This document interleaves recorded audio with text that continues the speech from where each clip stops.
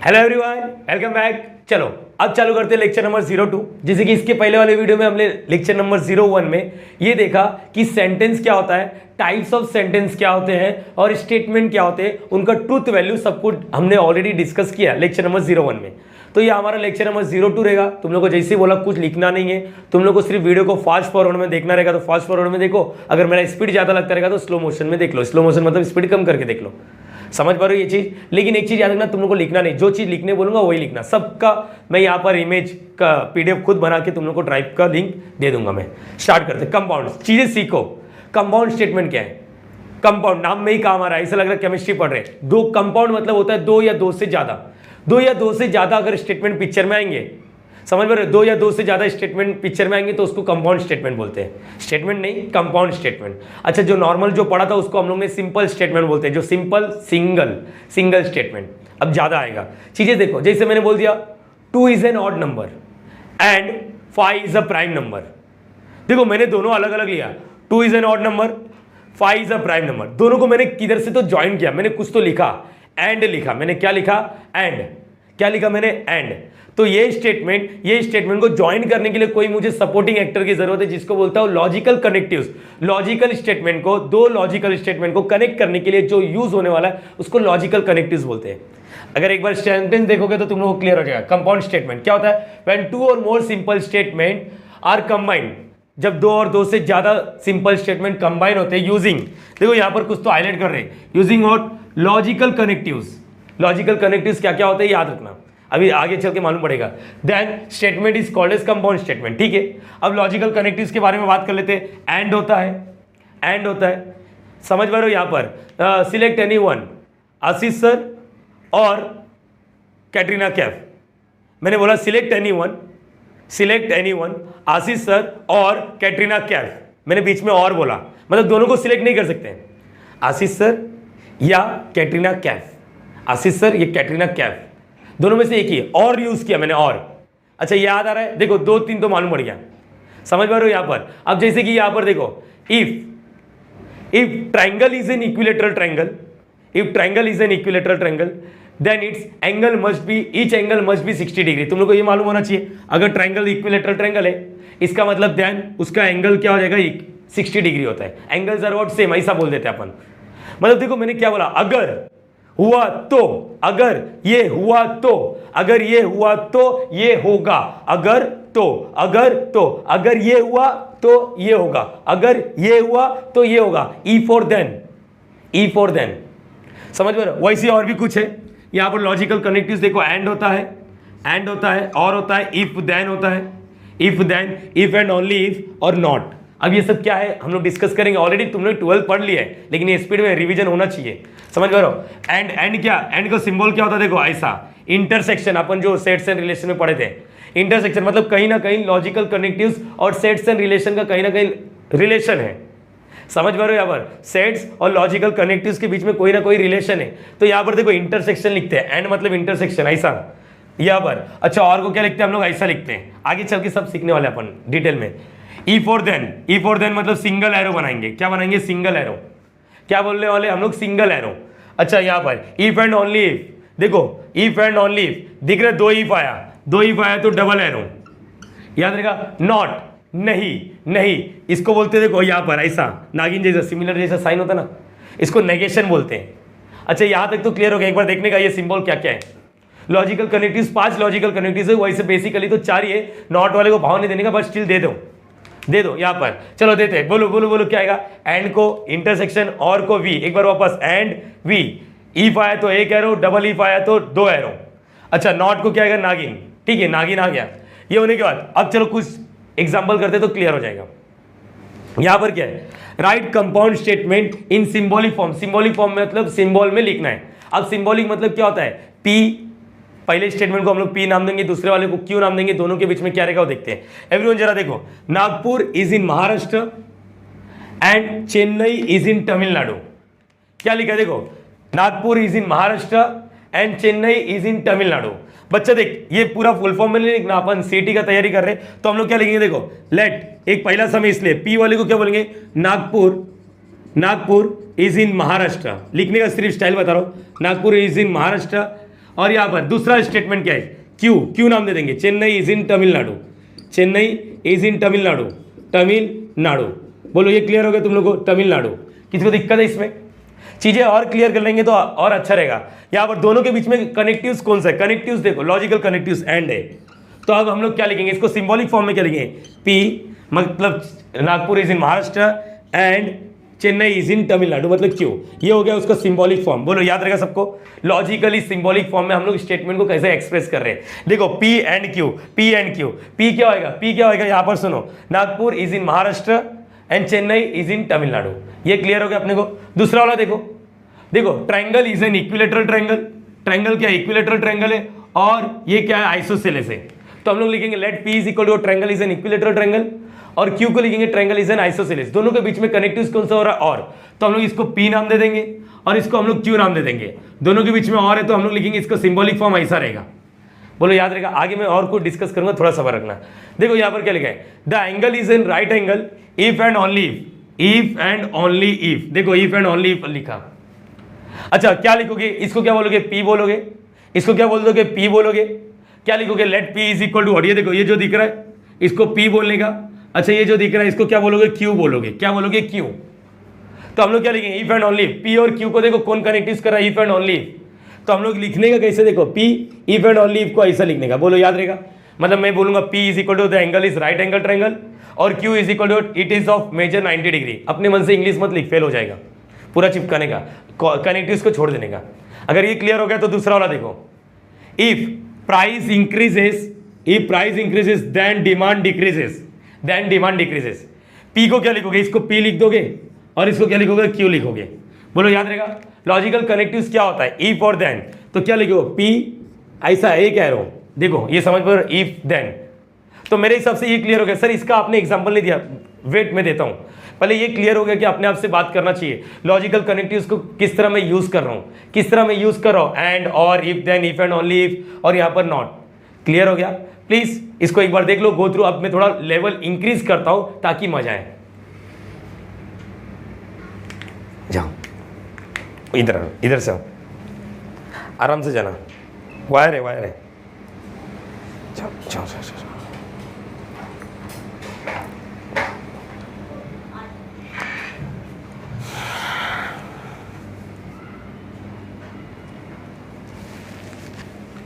Language, चलो यहाँ पर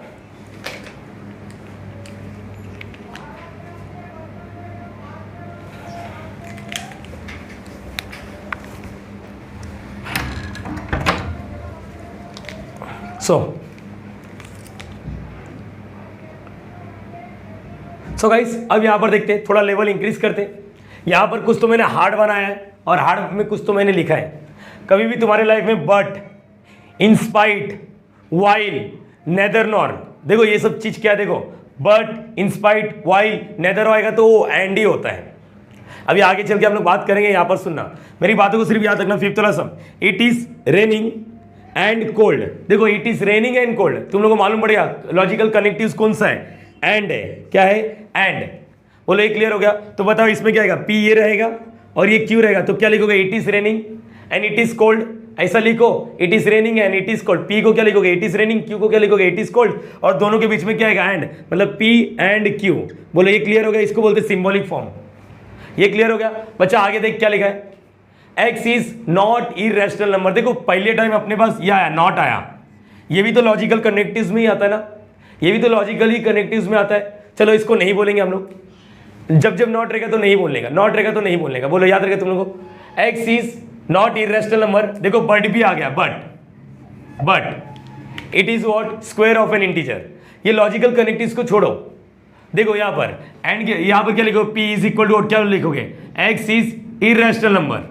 लेकिन क्वेश्चन में तो कुछ अलग ही बोला। हाँ ठीक है ना, एक्स, नॉट को छोड़ देने का। सिंबॉलिक फॉर्म में क्या करने का, नॉट को छोड़ देने का। X is irrational number.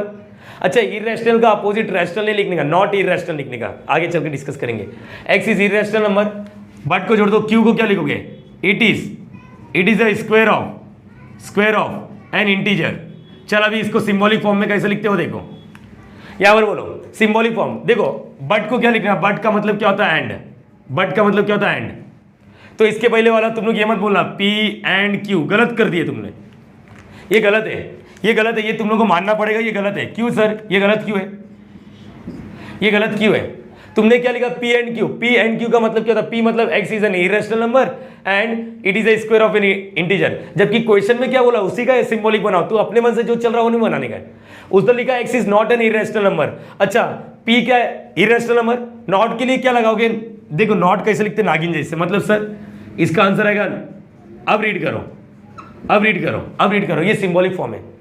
P क्या था? x is an irrational number, लेकिन सिंबॉलिक में देखो नागिन लगाया, मतलब क्या बोलोगे? P क्या था? इरेशनल, और नागिन लगाने के बाद क्या बोलेंगे? P is not irrational number, and बोलो या बट बोलो, Q का लिए क्या? It is a square of integer number. चीजें क्लियर होना चाहिए, नॉट के लिए नागिन लगाने का। अगर क्लियर हो गया तो यहाँ पर देखो, यहाँ पर देखो, angle is nether acute nor obtuse. पहले तो देखो नेदर, नेदर मतलब नहीं, नॉर मतलब नहीं, बोलो ये तो क्लियर हो गया। और नेदर नॉर को मिक्स करके हम लोग ने क्या डिस्कस किया था? नेदर नॉर का लिए हम लोग सिंबल कौन सा यूज करेंगे? एंड का सिंबल यूज करेंगे, ये तो हमने डिस्कस किया। देखो यहाँ पर लिखा है नेदर नॉर, हैंडराइटिंग छोटा खराब है, माफ कर देना, लेकिन चीजें समझना पड़ेगा। तो अब क्या लिखा है? एंगल इज नेदर एक्यूट, हम लोग P में क्या लिखेंगे? अरे इसका मतलब समझते हैं, नेदर एक्यूट मतलब नॉट एक्यूट, तो हम लोग क्या लिखेंगे? Angle is what? Angle is acute, हम लोग क्या लिखेंगे? Angle is acute. और क्या लिखेंगे यहाँ पर? ऑब्ट्यूस के लिए क्या लिखेंगे? Q, angle is obtuse.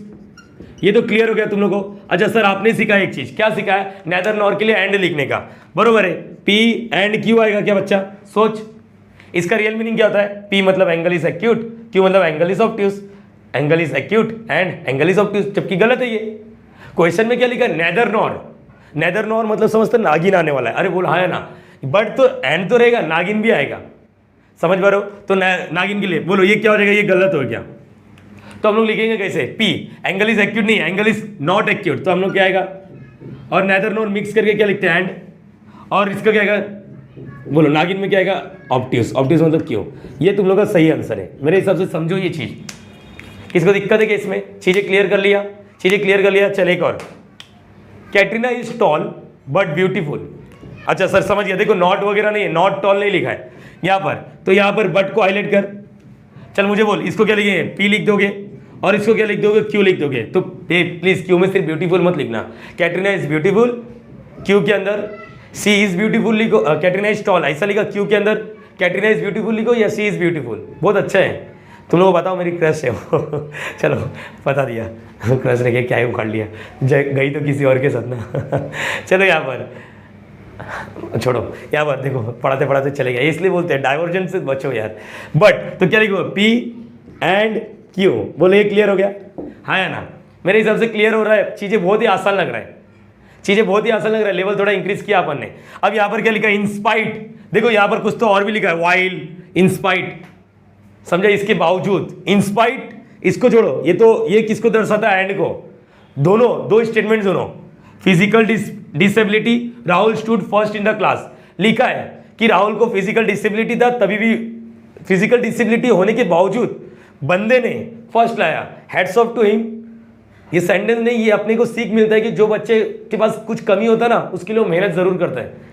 हमारे माँ बाप ने एक आदत हमारी खराब कर दी है कि हमको जो चाहिए वो तुरंत ला के देते हैं, जिस दिन नहीं मिला ना उस दिन मालूम पड़ेगा कि कीमत क्या होती है, समझ पा रहे हो? मेहनत करते ही नहीं हम लोग के पास सब कुछ अवेलेबल है, समझ? जिस बच्चे के पास पैसा नहीं, फ्री ऑफ कॉस्ट पढ़ा रहा हूँ मैं नहीं, बहुत सारे यूट्यूब चैनल है, सब पढ़ा रहे हैं, समझ पा रहे हो? चीज़ें समझो थोड़ा।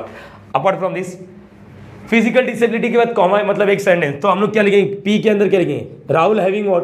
राहुल हैविंग फिजिकल डिसेबिलिटी, या having physical disability, physical disability, समझ पा रहे हो?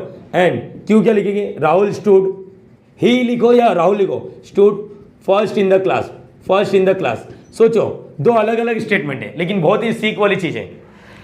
उसको फिजिकल डिसेबिलिटी है, स्टेटमेंट है, बरोबर है। यहाँ पर लिखा है राहुल को फिजिकल डिसेबिलिटी है, मतलब ये ट्रू है यहाँ पर, और वो फर्स्ट आया क्लास में, नाम भी लिखा है राहुल, समझ पा रहे हो? ये नहीं लिखा है ही इज, ही ऐसा नहीं लिखा है, तो यहाँ पर क्या आएगा? फिजिकल डिसेबिलिटी P, ऐसा लिखा है नॉट फिजिकल डिसेबिलिटी, ऐसा नहीं है, नहीं तो नेगेशन लगाता।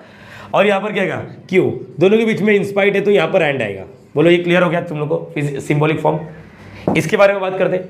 आशीष stays at home while Sarfaraz go for a movie. देखो यहाँ पर कुछ चीजें आ गया, वाइल, वाइल आया, तो इसका मतलब होता है एंड। क्या होता है? एंड।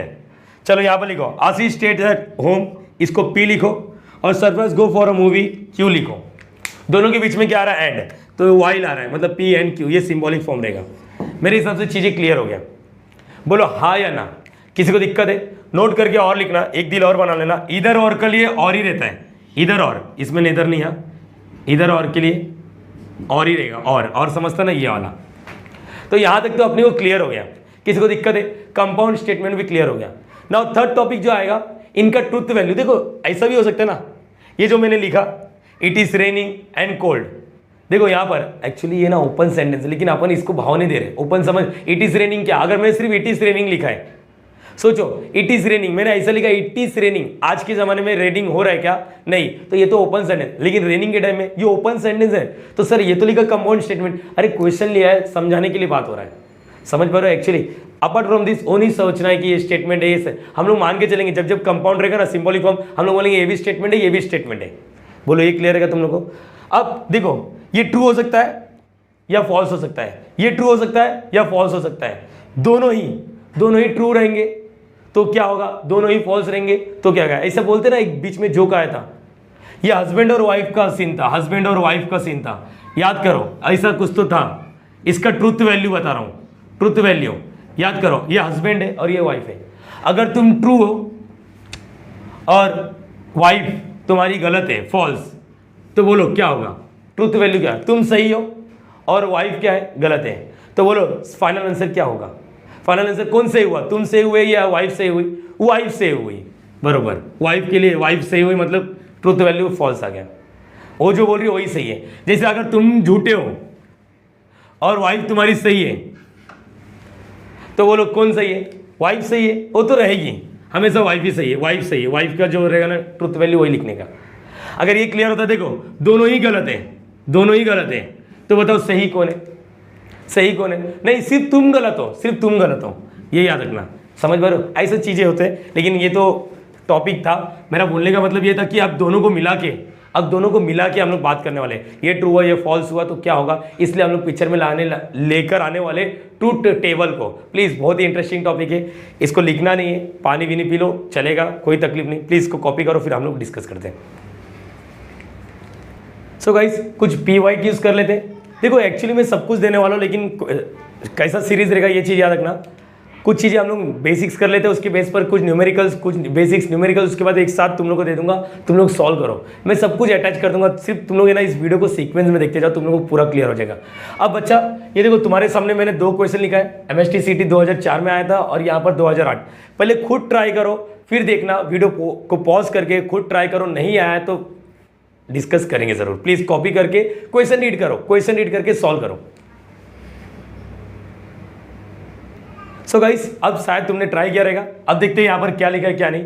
ऐसी चीज चलेगा कि कुछ चीजें तुम लोग ट्राई करो, उसके बाद नहीं आया तो मैं बताऊंगा क्या लिखा है। देखो यहाँ पर ऑलरेडी पी और क्यू लिख के दिया है, मतलब मुझे नहीं लिखना है। पी हमारा क्या है? अ मैन इज हैप्पी, जो कभी नहीं होता समझ में आ रहा? द मैन इज रिच, कुछ लोग होते, ऑलमोस्ट सब तो नहीं होते बीवी आने के बाद या the man is happy, the man is rich, ये लिखा है। अब मुझे बोला है द सिंबॉलिक रिप्रेजेंटेशन, किसका सिंबॉलिक चाहिए ये देखना, मतलब जो हम लोग पी और क्यू खुद निकाले थे उसने दिया है symbolic representation. If a man, देखो कौन कौन सा तुम लोग को हाईलाइट करना है, लॉजिकल कनेक्टिव। इफ हो गया, देन हो गया, और ये नॉट है। मेरे हिसाब से तुम लोग समझ गए। नॉट का छोड़ो सर, अभी यहाँ पर नॉट का बोलना ही नहीं है क्योंकि क्वेश्चन में मेंशन किया है। चलो देखते हैं एवरीवन क्या लिखा है, इसका रिप्रेजेंटेशन क्या होगा ये देखते हैं। If man is not happy, P वाला क्या बोल रहा है? मैन इज हैप्पी, ये क्या लिखा है? मैन इज, अच्छा मैन इज नॉट रिच लिखा है, मैन इज नॉट रिच। देखो क्यू वाले ने क्या बोला? Man is rich. सेंटेंस क्या बोल रहा है? Man is not rich. तो देखो क्यू वाले ने बोला मैन इज रिच और सेंटेंस बोल रहा है man is not rich. Man is not rich मतलब इसके आगे क्या आएगा? Negation of Q. अगर तुम लोग को जिस दिन भूल गए रहेंगे ना तो ये याद रखना, देख बच्चा अपने मन से लिखने का, negation of P. Negation of P का मतलब क्या होगा? मैन इज हैप्पी लिखा है ना, a man is not happy. बोलो ये क्लियर है? अपने मन से फटाफट लिख देने का। अगर ये क्लियर है, द मैन इज रिच, तो अभी क्या लिखेंगे? द मैन, यहाँ पर नेगेशन ऑफ क्यू क्या आएगा? The man is what?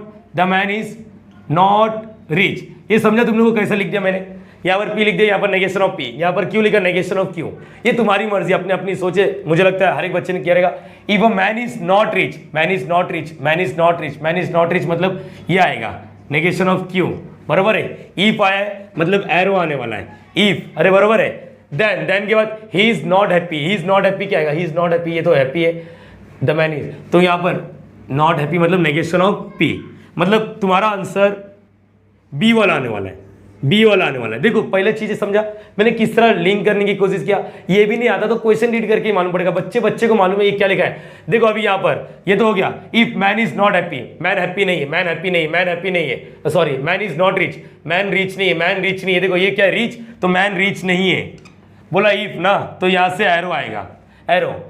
Then के बाद ही इज नॉट हैप्पी, देन के बाद समझता उस साइड लिखना है, इफ मतलब समझ पर, देखो इसको तुम लोगों को याद रखा, इफ के बाद वाले को एंटीसीडेंट बोलते हैं और देन के बाद वाले को कॉन्सिक्वेंट बोलते हैं, याद रखना तुम लोग। इफ के बाद, ये अपन ने ग्रामर में सीखा था 9वीं 10वीं में, इफ के बाद वाले को एंटीसीडेंट और देन के बाद वाले को कॉन्सिक्वेंट, ये समझ पा रहे हो ये चीज। चलो अब यहाँ पर if man is not rich, then यहाँ पर आएगा he is not happy, he is मतलब man is not happy, P वाला क्या लिखा हैप्पी, तो ही इज नॉट हैप्पी।